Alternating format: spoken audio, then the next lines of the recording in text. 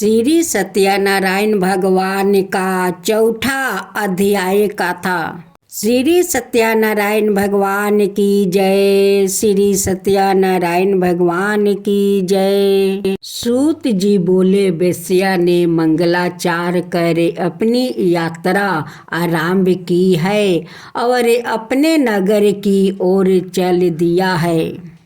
उनके थोड़ी दूर जाने पर एक दंडी भेषधारी सत्यनारायण ने उनसे पूछा, हे साधु, तेरी नाव में क्या है? अभी बानी बनी के हंसता हुआ बोला, हे दंडी, आप क्यों पूछते हो? क्या धन लेने की इच्छा है?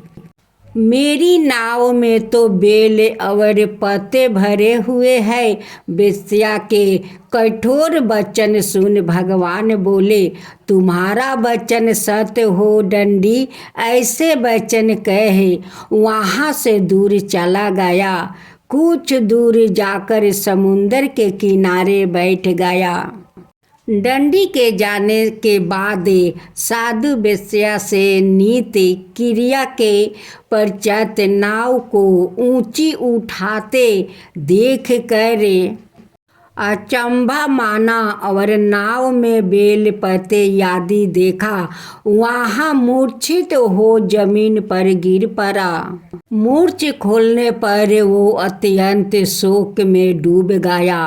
तब उसका दामाद बोला कि आप शोक ना मनाए, यह दंडी का श्राप है, इसलिए हमें इनकी शरण में जाना चाहिए, तभी हमारी मनोकामना पूरी होगी। दामाद की बात सुनकर वो दंडी के पास पहुंचा और अत्यंत भक्ति भाव से नमस्कार करके बोला, मैंने आपसे जो सत्या वचन कहे थे उनके लिए मुझे क्षमा कर दीजिए।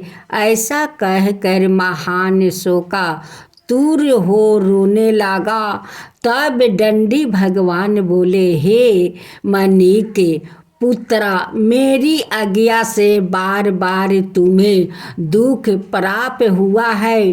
तू मेरी पूजा से विमुख हुआ है। साधु बोला, हे भगवान, आपकी माया से ब्रह्मा आदि देवता भी आपका रूप को नहीं जानते, तब मैं अज्ञानी कैसे जान सकता हूँ?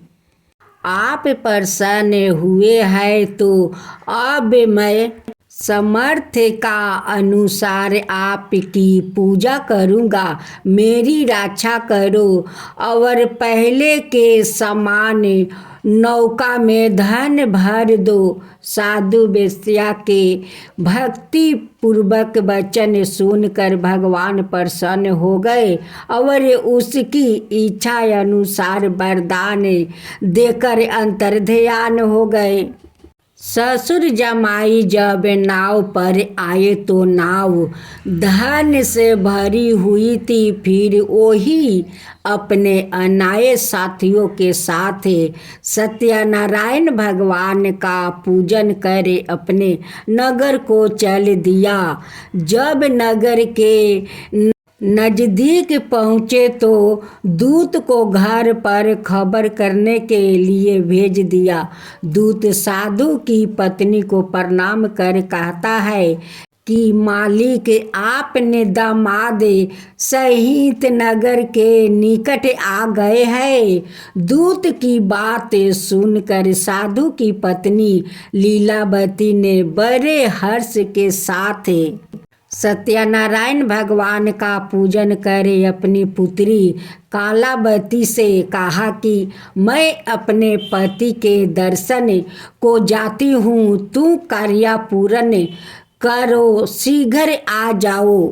माता का ऐसा वचन सुन कालावती जल्दी से प्रसाद छोड़ अपने पति के पास चली गई। प्रसाद की प्रसाद की आवगा के कारण श्री सत्यनारायण भगवान रूठ हो गए और नाव सहित उसके पति को पानी में डुबा दिया। कालापति अपने पति को वहां ना पाकर रोती हुए जमीन पर गिर गई। नौका को डूबा हुआ देखा। वो कन्या को रोता देख साधु दुखी होकर बोला कि हे प्रभु, मुझसे और मेरे परिवार से जो भूल हुई है उसे क्षमा कर दीजिए।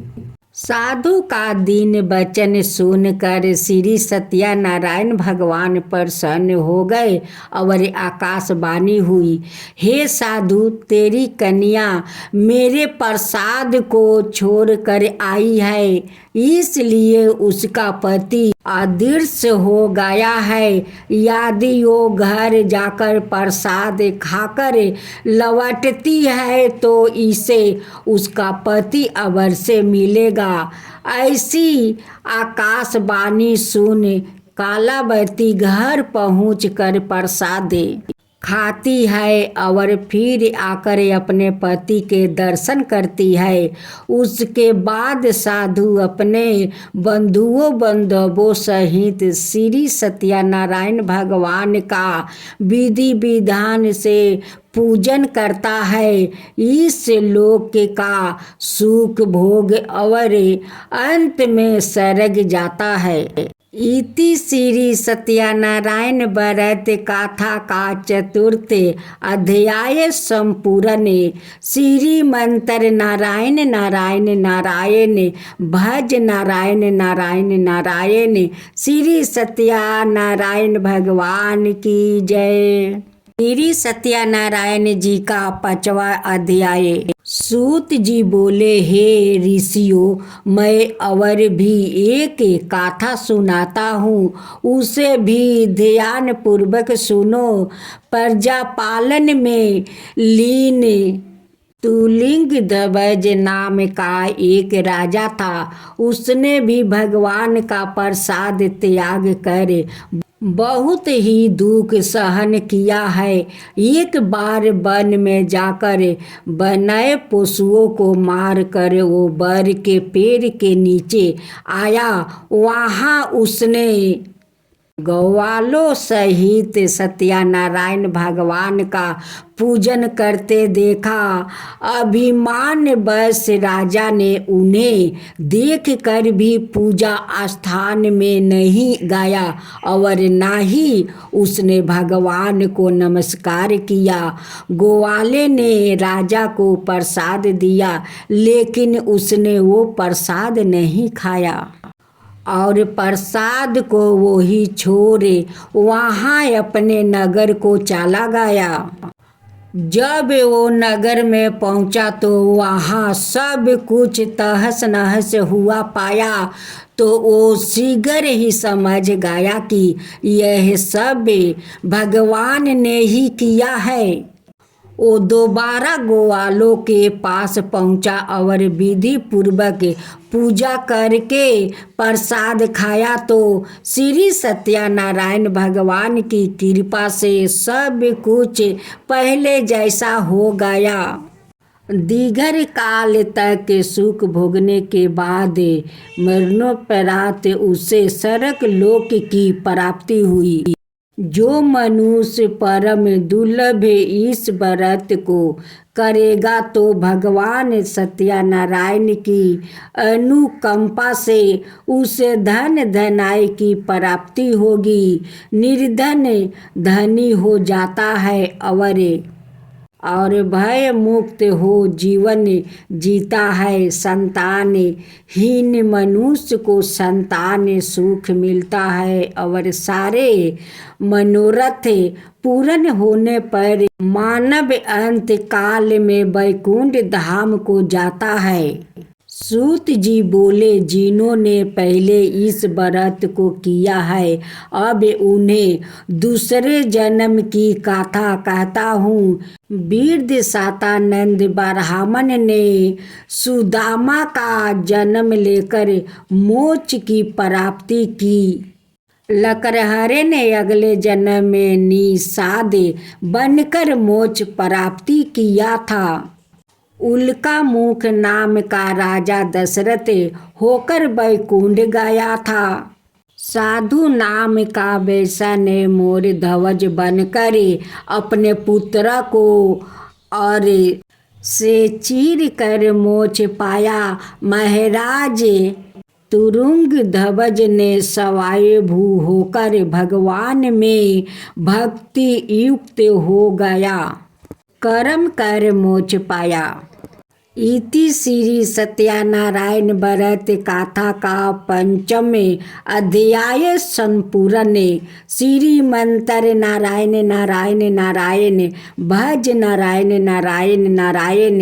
श्री सत्यनारायण भगवान की जय।